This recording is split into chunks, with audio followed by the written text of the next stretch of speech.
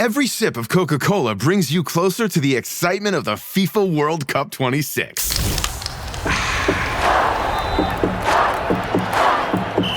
Because nothing compares to the joy. So grab a Coke and drink in the FIFA World Cup 26. No purchase necessary. 13 plus in 50 U.S. states and D.C. with a web-enabled device. Ends March 1st with 8 entry periods. Rules at cokeurl.com/soccer rules. This episode is brought to you by Indeed. Stop waiting around for the perfect candidate. Instead, use Indeed sponsored jobs to find the right people with the right skills fast. It's a simple way to make sure your listing is the first candidates see. According to Indeed data, sponsored jobs have 4 times more applicants than non-sponsored jobs. So go build your dream team today with Indeed. Get a $75 sponsored job credit at Indeed.com/podcast. Terms and conditions apply.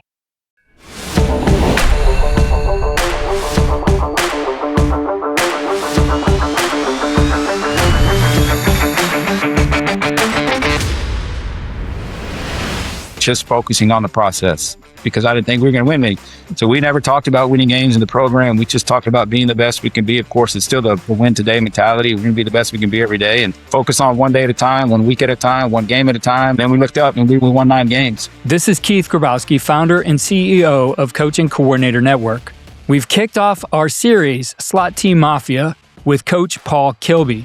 The series digs into the history, teaching, and evolution of the Slot-T offense through the coaches who built it and continue to carry it forward. If this conversation sparks more interest in the Slot-T and you're serious about building a clear offensive identity and teaching it with confidence, visit Slot-T.com and join the coaches carrying this offense forward.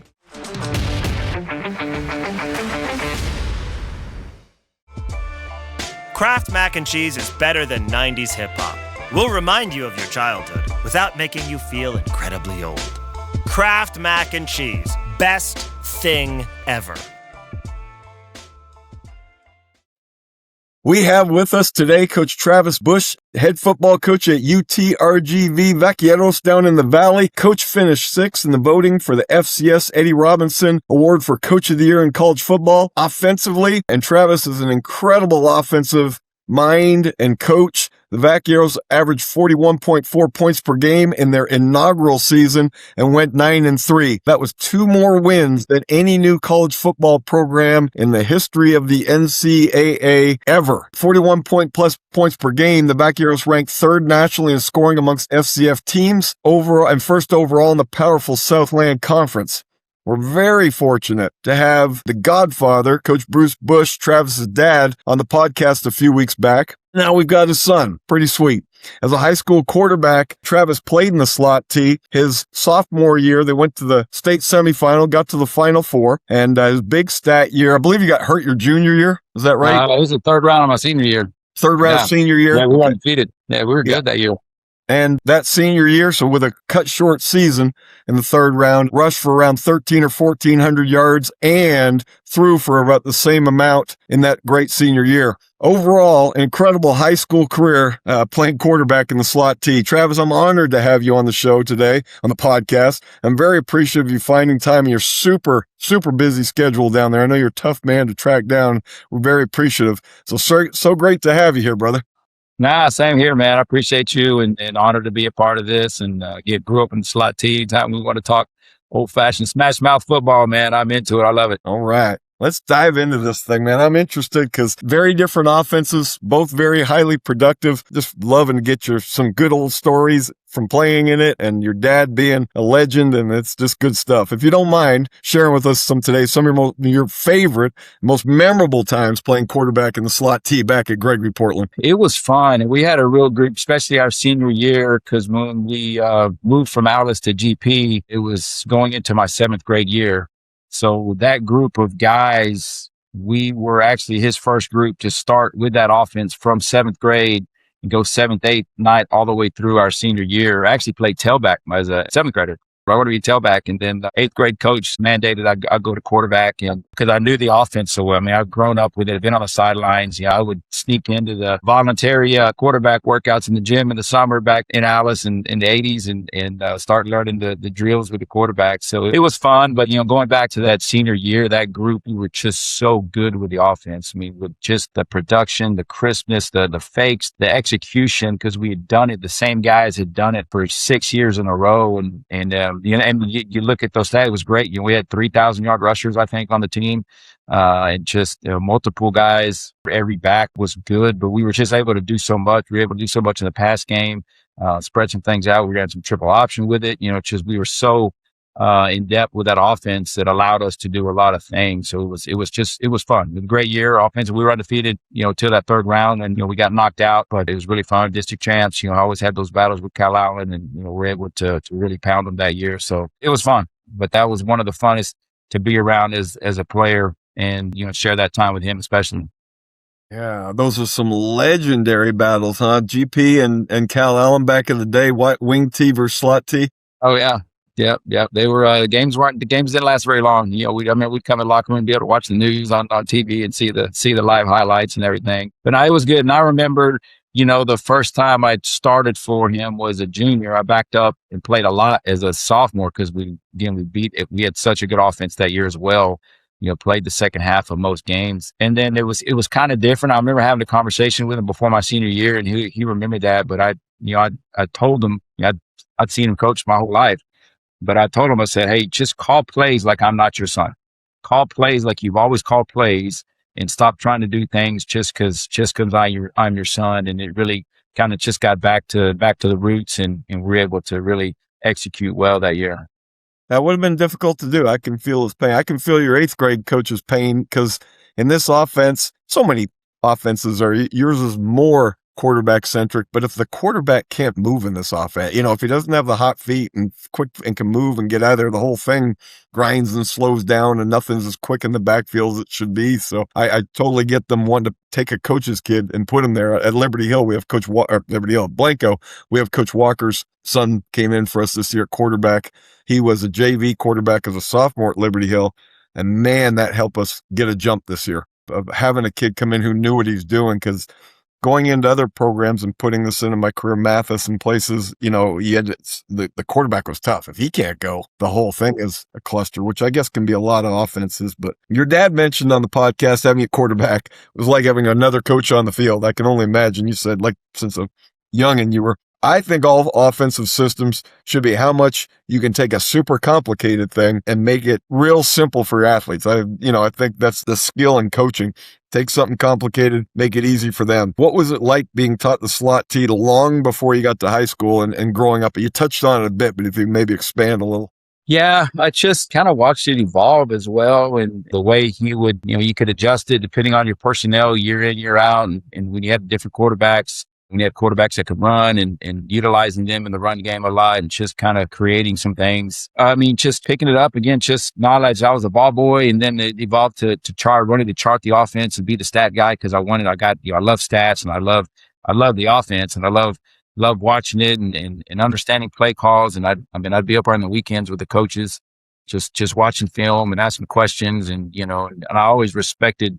My father is such a great play caller. I always remember, I said, how do you know how to call the right play at the right time? He said, years of calling the wrong play, which I've learned as a coordinator now. You learn through making bad decisions and play calls like everything else in life. But again, just an understanding of it. And then when I had the opportunity to now be the quarterback, now I understood, and I could understand defenses so good. So there was so much stuff that was maybe complicated overall, but simple for me because I understood. So I was able to go up and check things at the line of scrimmage and have a little more freedom than, he had given guys in the past, but it's just because I understood it so well. I knew I knew him. I knew what he wanted to get accomplished. I knew where the fronts were, where to attack the fronts and things like that. So we could check things at the line of scrimmage, which again made it a lot more effective. Yeah. You mentioned that your dad said that in the podcast the other day too, about you learn from calling a bad play. And I think that it's seared in your soul when you call a bad play in a bad situation. If you ever have a heightened awareness on anything,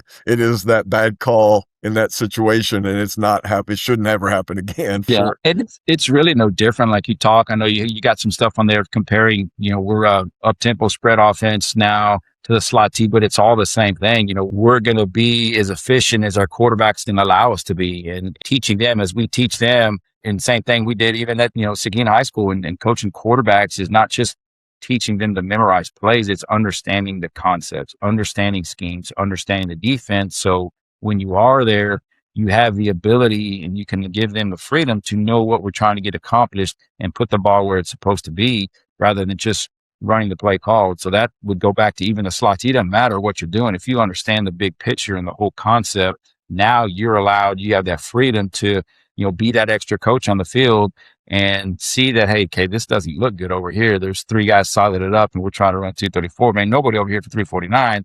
Let's just check this thing back the other way, So that's the difference as well of having that ability. And it doesn't matter what system you're in. We're doing the same thing now, Yes, sir. I remember you sending me, when you're the head coach at Canyon High School before going to UTRGV, you ran a version, you sent me a little video. I think it was 328 or 328 goal line. I think you had a 34 power in there down. Are some slot T concepts that you've incorporated in your very diversified multiple spread offense, or are there some, I should say? Like you've got power packages that kind of go back. I mean, it's football's football, it's still numbers, angles, and space, no matter what offense you're running. And so there's a lot of our blocking schemes, whether it's a 1-back power or 2-back power, it's just 3-2-8 out of the gun or the pistol or, different things like that. We got empty this year, big play in McNeese game, and they line up in 2-3s and pass rush with no linebackers in the box, and our quarterback check quick trap. We still, we're going to take, that's where the space is. And they had 3 techniques coming up the field. So it doesn't matter if we're in the empty and we run a quarterback trap for 45 yards on 3rd and 8. It's no different than, hey, they're going to give you that space. You're going to put the ball in the space, whatever offense you're running. So a lot of similarity. We still, again, a lot of pin and pull stuff, which is no different than the 349 and 328 and 8-hole reverse. So just a lot of the blocking schemes are the same. It's still about trying to get those numbers, angles, and getting that ball to space. No matter what you're running, at some point, you got to be effective. You got to run the football to win championships, whether you're from Pee Wee to NFL. Absolutely. Yes, sir. Yes, sir. I know we don't throw it enough or as much as we should for sure, but I agree. Even the most pass-happy offense, and I know you're not, but yeah, running it effectively just changes the culture of the game. It changes there's always that tide stemming of who's more physical, who can run the ball better. At some point, you got to be able to impose your will on the opponent and run the ball and execute. Yes, sir. So you have Nate Langford on your staff there at UTRGV, coaching D-line. He's coaching D-line, correct? Yes, sir. Yeah, I was pretty sure. And I'm a longtime friend with Nate. I love the guy. He played strong end for your dad at San Marcos High School in the slot T and defensive end. He was recruited to play for Texas State and was a team captain there as well. I remember the stories used to be on the side of the city bus there, a mural or picture of him or whatever. He's a big timer. But, and you played quarterback in the slot T. You went on to play slot receiver at Texas State. As a former player, now head football coach in Division I football program, do you see, because we hear this sometimes from parents and things, that playing in the slot T is any form of hindrance to being recruited to go play college football? And it is okay if you do. For me, no, it just depends, and every coach is different and what they're looking for. I look at the slot T guys a lot because you know what you're getting. They're going to be tough. They're going to be physical. They're going to know how to execute. They're going to be disciplined because that's all part of the culture you're teaching and, everything that comes with that offense. So and to me, if talent's talent, guys, yes, if they're talented, you're going to look at them. There's still a development and a coaching aspect to it, I think, even at our level. But, and looking for those things you can't coach or those things that are harder to develop. But you can get a guy that's already tough, already understands the discipline, the execution, the details, attention to detail. It makes it that much easier when you get in our level to carry out, to live that same way. Yeah, there's positions. Yeah, definitely. If you're looking at a quarterback, it's not a game breaker, but obviously if you find a quarterback that already knows how to go through progressions and drop back and do the stuff you do, again, it just fits more. So, but there's still that level of football player. And we still like finding good football players. And can this guy play certain position? I know we've looked at a lot of running backs there. We've offered a couple of running backs there at Liberty Hill, knowing they could come in and play something. They're physical, they're athletic, they're talented. And normally you're going to put probably your best players on the team there, in that offense, either at quarterback and halfback or tailback. So we'll look at those guys of how they fit in our offense. Can they fit somewhere else? Can they play defense? They're physical. So not necessarily, we'll always look at those guys. Same thing, linemen. I'd rather have, it's easier to teach a lineman to maybe back off a little bit than maybe to be more aggressive. So, you're looking at linemen. Yeah, they don't pass pro 40 snaps a game, but they know how to come off the ball, bend their hips and run and attack downfield and block downfield. So we can teach them to pass pro. I'd rather be able to teach an aggressive guy how to pass pro than teach a guy that's living in 2-point stance his whole career. Oh, hey, now you got to put your hand down and come off the football here on short yardage. So for me, I enjoy those guys but again, I know what it comes from. I know the background. I understand what the slot T is about, having lived it, and understand that, hey, you're getting tough dudes that love football. They're unselfish. They're not worried about stats, and those guys you can take and fit them into your system, and they know how to win. So many college guys are looking at guys, nothing they played in high school. I know quarterback, maybe not so much, but it seems like they're, he's a linebacker in high school, they're recruiting to play safety or vice versa. And, it looks like, to me, my experience, very limited because we don't have a lot of, big time studs we didn't at Liberty Hill or anything, but guys that come in, they're often they were wide open to where guys can play. Oh yeah. Yeah. Again, just tough, smart dudes that love football. That's that's what we did. That's how we won 9 games here. We got a bunch of guys that we were not most talented team in probably 10 of the games we played, but we had a lot of tough dudes that came from good programs that knew how to win, knew how to work. There's still a toughness level in this game, and everybody has talent, but it still takes that toughness and that discipline and execution to win at any level. Right. And you mentioned quarterback, and there's no doubt. I mean, a kid it doesn't matter how talented he's going to be way behind. And we would have to adjust somewhat if we had a Division I quarterback, to throw the ball, even within our style offense, find a way if we had the receivers to throw to our backs. And that website I got going, Slot-T.com, it's 8 days old now. We're Saturday, it was a week ago Friday. We got about 24, 25 members, and we had the first Q&A the other night, Thursday night, for an hour and a half. And that was just a common theme. This guy's smaller town or one high school towns, and they don't have a quarterback. They don't have one now. They don't have one coming. They don't, nothing that resembles a guy that can take over a game, win a game, that type of deal. Just a lot of them don't have, smaller schools don't have big time development of quarterbacks or kids going to camps and things like that. So it's definitely helpful if you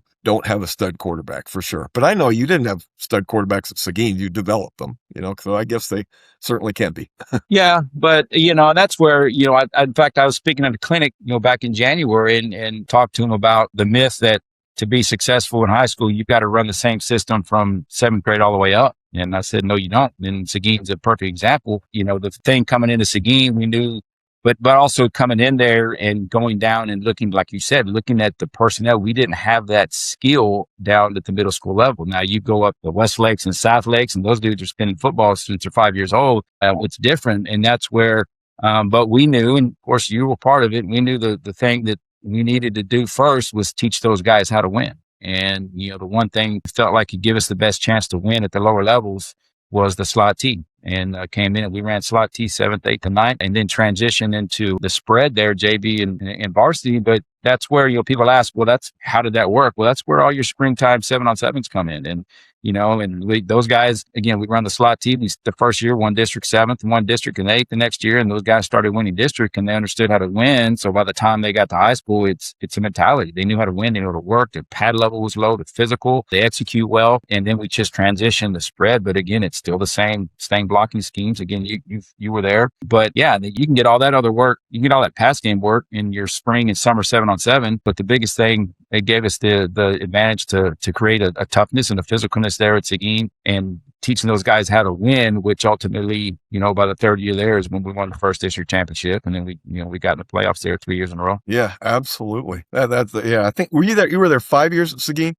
5 years. Yeah. I was there the 3. Those are three really fun years. Yeah, and the varsity, we were 2-8 the first 2 years in varsity, but we were winning district at middle school and we were winning district at freshman. And again, that's how we started building that mentality and that culture from the lower levels from the ground up. Yes, sir. Your Vaqueros averaged 41 points per game this year in their inaugural season. Blanco this year was our first season coming in there. We averaged around a little over 41, just like y'all. Our numbers went back down big time in our third round playoff game. We were playing at the time number 1 Tidehaven. They beat us 31-3. So that brought us down under 40. They got after us, but, we go at it with very different methods or approaches. You point out it's still football. It's, all the X's and O's. It's still blocking, tackling, fundamentals. Both those offenses, though, your offense, the Slot-T, that I call it the Liberty Hill way, but it's your dad, huge numbers. Can you share with us your thoughts on different systems and how you got to running your high-flying, high-production offense? Yeah, I mean, same thing. I think any system, it doesn't matter. There's so many good systems. Like from the Slot-T, the air raid, doesn't matter. Bottom, the big thing is one, buying in to know to do what you do and understanding it as a coach, as a play caller, understanding, knowing it, being able to teach it, being able to have answers and know how to fix things. So it just, regardless, it boils down to just that execution and being able to utilize your personnel and, again, get that ball into space and get your best guys of football, find matchups and get your best guys of football, which, from the Slot-T, if it's, hey, overloading left or right or whatever, to put matchups up front on our O lineman against their D lineman, the same way as we're going to spread out and match up our best receiver on the corner. It's the same. I think it doesn't matter what you run. It's there's a lot of good stuff out there. Yeah, it's funny what you pick up over the years. I'm just having a flashback. This is not on the script. When you're coaching at Texas State, I went to watch y'all in spring ball, and you're coaching the quarterbacks. You had your broom out, and you were making them avoid a rush and all this. And shoot, maybe you don't even say this anymore, but the kid was moving his feet and shuffling. And said, "Get your hips up, get your hips up." I have used that ever since. Like when we throw on tempo, like a pass 319 deep or something, after you go through your fast trap sweep and then you hustle back to get back there in your footwork, our kids squat their hip and they launch from their back leg, and got them to kind of pop and boxer shuffle a step or two. I just saying get their hips up. I feel like we take kids with very average, mediocre arms and they can chunk it. Like they can get it out there where it needs to be just by, it's funny what you Yeah. We're still here, trying to get these guys and, what they learned. I mean, it's really no different than a lot of sports when you really, the thing to get power throwing the football is triggering that hip first. It's the same way you watch baseball players, they're going to trigger that hip on the swing. Golf, they're going to trigger that hip. It's all the same rotation. And when they learn to use their body to throw, you don't necessarily have to have a strong arm to have power in your throw or throat. So we're still trying to, again, make these guys better here. We did skills 2 days ago and still teaching the same stuff. But yeah, I mean, just overall too, just a culmination, being able to have the advantage to be the places I was at as a young coach and learn different systems. And basically now it's just a kind of a culmination of everything that I've been a part of and been able to learn. So there's still pieces of Slot-T and everything we do. The big thing is the mentality. You're born and bred in the Slot-T, that mentality stays with you forever. So we're still about toughness and physicalness and execution and details, and it doesn't matter what we're running. That's going to be the piece. But yeah, it's just begin a big combination of everything. So there's still pieces of everything, every piece of every different system I've been a part of, kind of melting that into a pot and creating what you love the best. It's funny you mentioned the hip thing, which obviously that's fundamentals. I mean, I was going to throwing a shot too. I'm coaching shot, and it's the same thing. Like keep your hips closed, snap them. But we had, Liberty Hill is pretty famous. We're running the same thing, obviously, at Blanco. It's the Walker Way our weight room is a grind. They're going to squat at 2 stations on leg day. They're going to squat, go 2 other stations, lunges, and they're going to squat all over again, for 9 minutes. And it's really tough. And we've always had great rear end, hamstring, hip development. That's long before I got to Liberty Hill. You go look at their kids and just go, what in the world's in the water there? You got a swing man with big old hamstrings and stuff. But I was amazed that we could take a kid there. I'm not aggrandizing stories here. A freshman B backup quarterback. Now he had some skills for what we're looking for, a quick feet, point guard mentality. But I'm talking about not being able to get the ball to the line of scrimmage, like 7th grade girl, not be politically correct, but I mean, can't throw the ball at all. And then by their senior year, they were the starter and could chunk it 40 yards on that, from that hip power. Like literally did not have a good arm, learned to be able to throw with what we do with our system. It's amazing.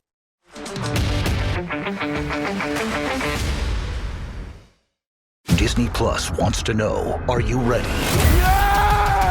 for Marvel Studios' Thunderbolts, The New Avengers, now streaming on Disney+.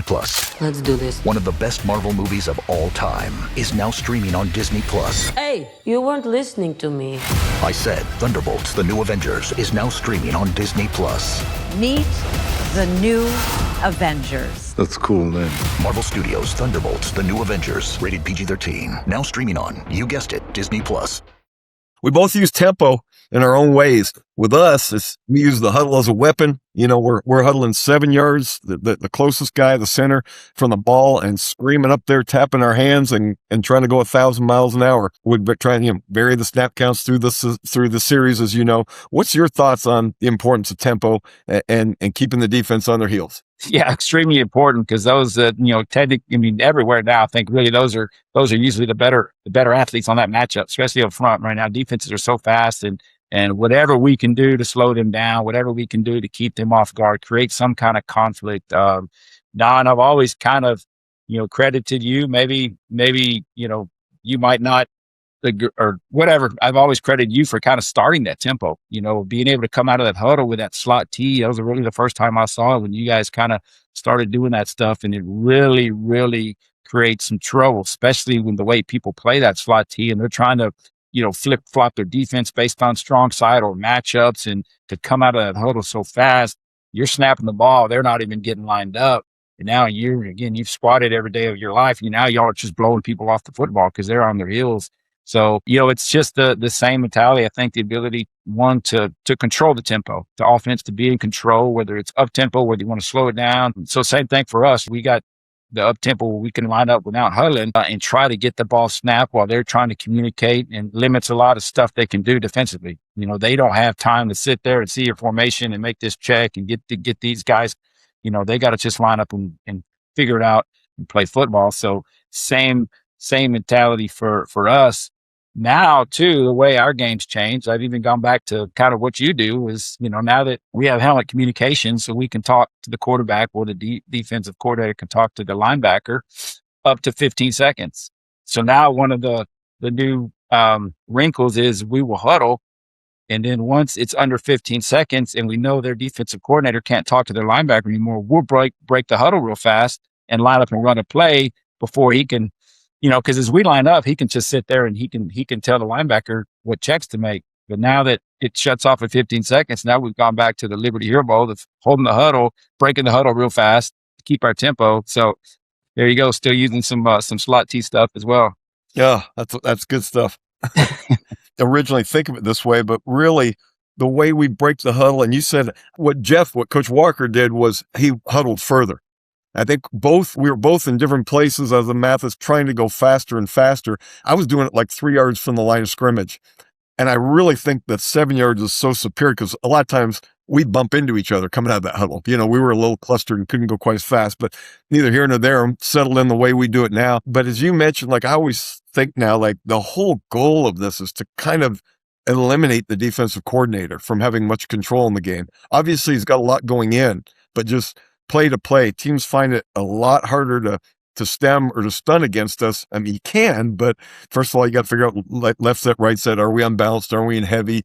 And we're going to go fast from there. We might have our swing man over in trouble and different things. And that's the whole goal, is to try to take that guy out of the game. He's got to have his base package and kind of stick with it. Yeah, creating conflict. That's I think the key offensively. Just create that conflict on defenses, which ultimately slows them down. We've always said it's hard to be aggressive and confused at the same time. So guys that they're thinking and having to try to figure stuff out, it's hard for them to be aggressive. And anything we can do to gain a number, create an extra gap, create an angle, and find ways to get that ball in space. Definitely, there's merit to that. We do it whether we're spread or we huddle up and try to break that huddle fast as well.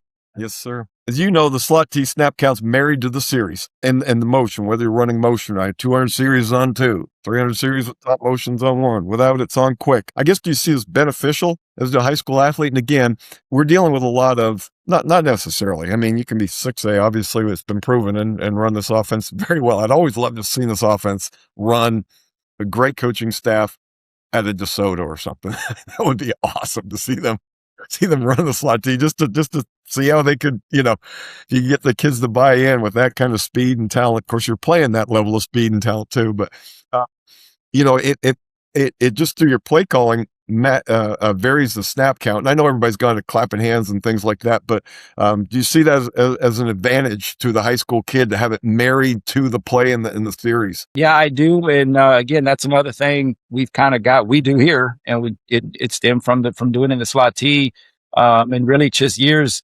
And whether we're clapping or cadence, we want to mix up the snap count again, keeping the defense off rhythm.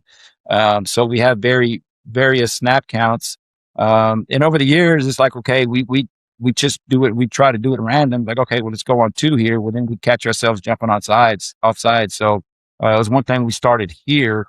We've married our snap counts to different phases of the offense, whether it's a certain play call, scheme, protection, or tied to emotion. But but they know from day one, hey, these snap counts go with these concepts. So now from day one, we get in games.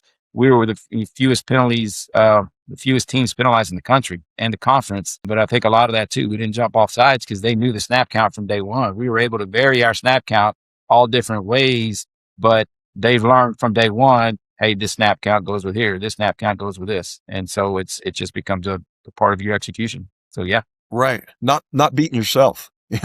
That's huge. I mean, we've been at Blanco a very short period of time, but I knew we had buy-in. I don't know. Yeah. Now, when it's a high school kid, a college kid, a 50-year-old coach, I mean, our attention spans, it's hard. There's a lot of information, a lot of functions. So as much as you can chunk information, you'll find ways to eliminate your own mistakes. Well, that benefits your execution and helps you win ball games as well. Right. I knew we had buy-in on San Blanco about 2 months in because somebody jumped on 2. And I said, the 200 series is on 2. And like a chorus, they all went, I said, the 200 series on 2. And they all said, and it's always been on 2 and it'll always be on 2. Yep. They'd heard it a few times. I'm like, okay, we got him here. We got him. And I was just saying, Liberty Hill has run it for 25 years. The kid comes in the swingman with the play and say, A right 3, 4, 9. If kid took off right then, they should know it's on quick. You know what I mean? Like without even hearing the quarterback say it twice and things like that. They've done so much. And the way we do, we have kids cheating because we're trying to go so fast in practice and they're taking off and hauling butt early. We're fighting that, but they know the play without hearing the snap count. They know when it's on. Coach Eddie Lee Marburger. He had to be a critical find for y'all this past inaugural season at UTRGV as a Rio Grande Valley legend. What was it like to coach Eddie Lee this year? Because I had a great experience, talk in a minute about ours, but he left an imprint on me, that guy. It was good. I mean, just a lot of Eddie's a special young man. Again, just the way things worked out was the perfect ending to his career to come back here and the perfect beginning for us because he was the perfect guy for the job. A lot of times, of course, we jab at each other in meetings, because we'd always make references to the slot T or this and that. And we'd always just, I hate the slot T. I hate the slot T. I hate that. They beat us in every that quarterfinal game or whenever they played Liberty Hill. And so we'd always rag on him about that. And then, that McNeese game, we talk about that. He checked quarterback trap and, on the third, that huge play for us in 2 minutes to go down and score right before the half, about a 50-yard run. And, and he comes off the field. It's like, see, that slot T still works. But no, he was just, he was great. It's just very, very, very humble, but just a true competitor. You could see it in him and the way he came in and just took ownership in the team. Such a great leader.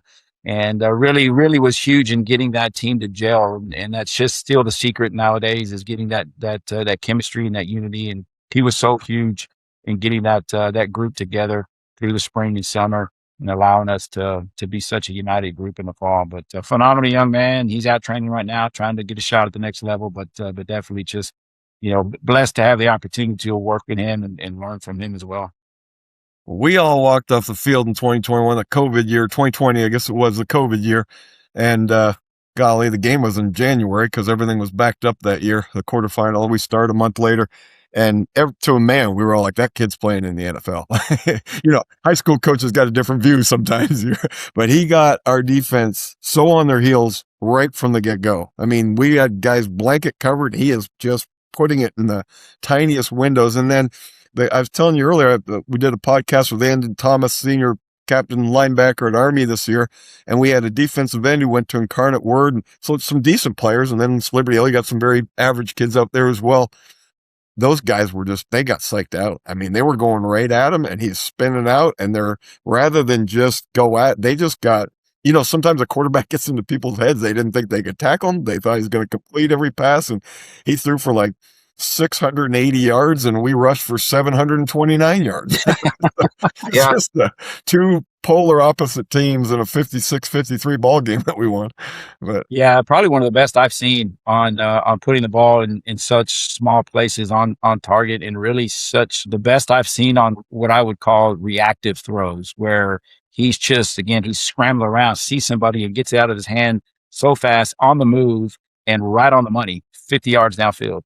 And just the jams he got out of in the backfield really created a lot of explosive plays for us where he should have been sacked. Like I said, he was so hard to bring down and deceptive, and so good at throwing from different platforms and angles. But but it boils down to just a competitor, and that's what he does. He finds a way to win, and was really deceptively fast too. Oh yeah, he nuts well. Yeah, he could. He was in the 220, 230 range for us, 225 probably most of the year, but he was still, he made some good long runs for us and was really a tough dude to compete with. I'm a big fan of his. I'm hope for the best for him, man. I hope he gets there and, does great things.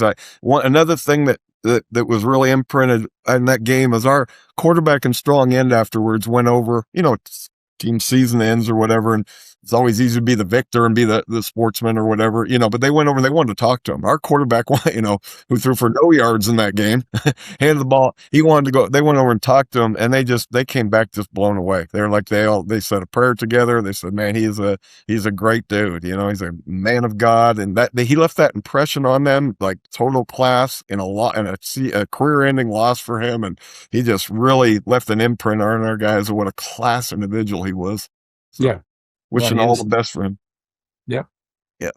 Good deal. Coach, I see where y'all are really cranking up. I was asking a little bit before this recruiting off season. I saw right away a Smithson Valley name. I'm a huge Larry Hill fan. And you're getting a running back, I think, coming over from LSU. Some other big potential contributors coming in. I think I saw on your dad's social media, Facebook, that it looked like some things were kind of getting finalized. How are things looking for the Vaqueros in year 2? We're working on it, and really just going back and starting from scratch and starting over. And again, always going to have a new team, whether it's, through graduation, freshmen coming in, but, adding 20, 25 guys. But again, most of even the transfers we get, we're looking for Texas high school guys. We know someone coming from Smithson Valley. They know how to work. They know how to compete. They know how to win. The same thing. We offer Liberty Hill guys every year. We want to find those tough, smart dudes that love to compete. They love football. They know how to win. So looking for those guys in those programs, not just out of high school, but even the transfers. Most of the transfers we took were Texas high school football players. So just looking for those same dudes. But yeah, definitely, still filling some holes. We're still young. A lot of young guys coming back. Majority of we had 80 out of the 105 guys on the roster. Over 80 of them last season were sophomore or below. So still a young football team. So with the guys that graduated, just filling in some of those spots, bringing in a small high school class, but really a lot of returners back. Definitely losing a lot of offensive production with Eddie graduating. And then our top 2 receivers that got the opportunity to move up to FBS, through the transfer portal was huge and awesome for them. But then us, being able to have to replace those guys. Is this is an ignorant question on my part, I could have looked it up, but is your schedule a mirror of last year's? Do you have the same non-district? No. We won conference. We switch locations, but then the order gets switched up every year. Non-conference, we do that on our own. So we kind of built, we had built non-conference last year. We played 3 teams that were non-Division I schools, which ended up probably hurting us not making the playoffs because our strength of schedule. But when we made the schedule 2 years ago, we weren't anticipating the year we had. We didn't know what this was going to be like. And having done it, thought it was going to be rough for a while. So after this year, we actually went back. We had 2 non-Division Is. We dropped one of them and picked up Sac State so we can strengthen our schedule. Sac State's moving up to FBS. We're going to UTSA. So that'll be our first FBS opponent week 2. But we do have 1 non-Division I still, and it's Permian Basin, which they were a quarterfinal team in Division II. So that's going to be a heck of an opener. And then, schedule's going to be a lot tougher. We're playing 9 conference games. We only played 8 this year. So now we're moving to 9. So everybody plays everybody. So we have 3 non-conference now instead of 4. But and 2 of those are FBS schools. So it's going to be a tougher schedule. So a tougher task. We've got to, again, roll through off season. Hey, we're doing mat drills at 6 a.m. last Wednesday. We're boot camping it. We're building that mentality, building that toughness, and trying to build that chemistry and unity all over again like we do every year. Same thing we did in high school. That's the biggest key is building. I love off season and really, putting those guys in challenging and straining situations and forcing them to respond with toughness and build that chemistry. So it's been good. And really, I like the group. Hard to say how we're going to be. Again, we'll just right now, it's the same thing we did last year. We were probably, people ask if there was anything, how did we do what we did? If there's anything I thought we did a great job of, it was really just focusing on the process. And we never talked about winning games, honestly, because I didn't think we were going to win any. So we never talked about winning games in the program. We just talked about being the best we can be. Of course, it's still the win today mentality. We're going to be the best we can be every day and focus on one day at a time, 1 week at a time, 1 game at a time. And then we looked up and we won 9 games. So right now we're just focused on off season, trying to be the best we can be and get as strong and as tough as we can get. And then we'll move on to spring ball here in March and just focus on that, be the best we can be and figure out what our team's going to look like. Same thing. We didn't have a clue, even through August, we didn't have a clue what, there was days coming out of camp, I thought we had a chance. I said, some of this looks pretty good, but you don't know until you play somebody else. And you hadn't seen the conference in person. So, but we'll see again in spring and we'll see kind of what our pieces look like and then start molding the offense and defense to fit the personnel. Right. Travis, I'm such a big fan. Working for you for 3 years at Seguin, you treated me so well. I saw you posting something the other day on you're starting a coach's outreach Bible study with your staff there. Yeah, we do it. We've been doing it for 2 years. Yeah. Yeah, awesome. We're starting the same one, Acts 1 through 9 here out of your in Blanco. And like I said, class individual in every single way.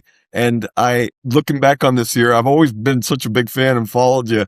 And when I saw that non-district schedule, I thought, okay, they have no juniors, seniors. And I know you did end up bringing in a few, you're even as young as you are. And really realistically, I was just looking at it and we would talk and the coaches, I would think, okay, well, they got a good shot maybe at going 4-0. But boy, it's going to be, they might be looking at 4-8 after that, as you guys kept going. And I think it was 23-21 with, Lamar. Yeah. Lamar that won it.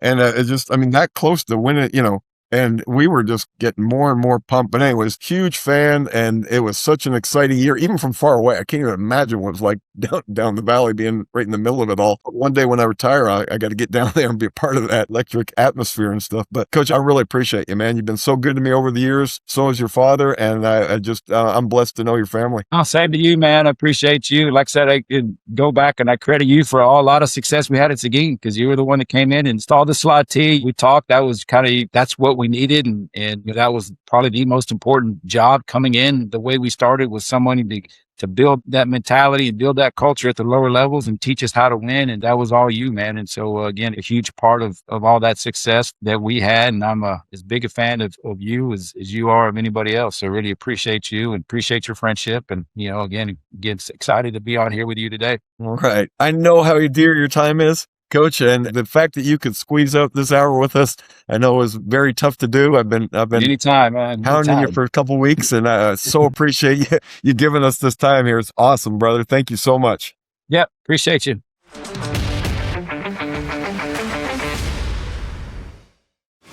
If this conversation sparks something for you, if you're curious about how the Slot-T actually works, how it's taught, or how it can fit your program, that's exactly what Slot-T.com is built for. At Slot-T.com, Coach Paul Kilby goes far beyond interviews and theory. He teaches the details of the offense, formations, motions, series structure, adjustments, and the decision-making that ties it all together. Not just what to run, but why it works and how to teach it clearly.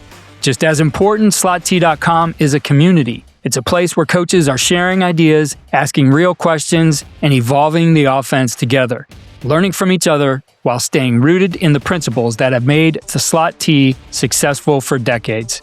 If you're looking to build a clear offensive identity, teach with confidence, and be a part of a group that's moving the Slot-T forward the right way, head to Slot-T.com and join the Slot-T Mafia.